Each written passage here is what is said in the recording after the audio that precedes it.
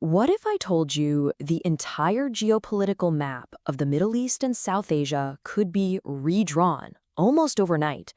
Well, that's the incredible future we're digging into today, all because of a hypothetical defense pact signed on September 17th, 2025. So let's break down how just one document could shake the very foundations of an entire region. I know, it sounds a little dramatic, doesn't it? But seriously, experts are calling this a definitive game changer. This isn't just a piece of paper. We're talking about a declaration that has the power to totally redefine what security even means for millions and millions of people. All right, first things first, let's get right to the heart of it. What exactly is this agreement we're talking about? Okay, so this is what it's all about. The Strategic Mutual Defense Agreement, or SMDA, between Saudi Arabia and Pakistan. For like 80 years, their whole relationship was pretty much transactional. This pact, it changes everything. It formalizes a much, much deeper alliance. They're going from being, partners of convenience to full-on committed allies. Okay, so that leads to the big question, right? Why now? What's making this huge shift happen at this exact moment? Well, to get the timing, you've got to understand that this whole region is basically sitting on a knife's edge. For decades, everyone looked to the US as the main security guarantor, right? But then this hypothetical Israeli attack on Doha happens, and that's the tipping point.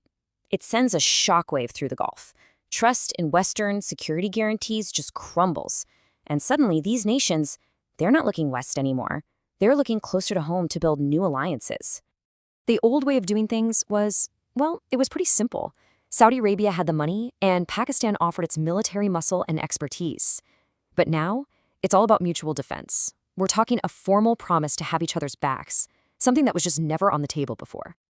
Now, a deal this big doesn't happen in a vacuum, right? And this one creates a major strategic headache for another huge player in the region, India. And this is where you see this incredible balancing act happening. On one hand, you've got Saudi Arabia's old, deep ties with Pakistan. Military, religious, the whole deal. But on the other hand, you've got this brand new, booming economic partnership with India. So for Riyadh, it's like trying to ride two horses at once. And for India? Well, its main rival is now officially allies with one of its most important economic partners. Talk about complicated. And when we say booming economic partnership, what does that actually mean? Let me just put one number out there. $52 billion. That's how much trade happened between India and Saudi Arabia in just 2022-23. It makes the kingdom India's fourth largest trading partner. So this isn't just about handshakes and diplomacy. We're talking tens of billions of dollars on the line here. So you can see why this creates some major concerns for New Delhi. The big one is that Pakistan could feel emboldened with Saudi Arabia backing them up.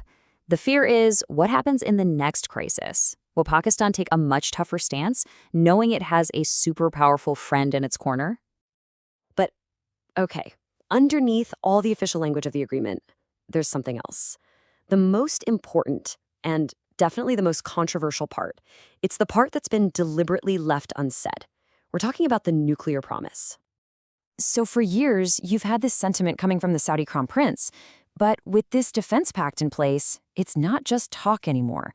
For the very first time, other powers in the region, like Israel, have to seriously consider the possibility that a strike on Saudi Arabia could trigger a nuclear response, but from Pakistan.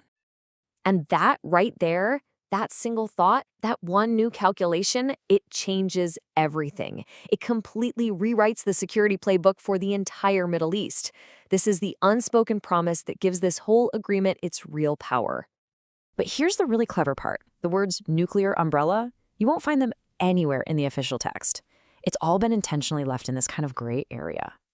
What that does is create a super powerful deterrent on the ground without having to officially cross any international red lines on paper. It's honestly a masterclass in strategic ambiguity. So when you put all the pieces together on the board, you can really see how one single agreement could totally shake up a security setup that's been in place for decades. And all of this leaves us with one massive, crucial question. Did this pact just create a new, powerful bloc that's going to bring stability to a really volatile part of the world? Or did it just hand the world another incredibly dangerous nuclear tripwire? I guess only time will tell.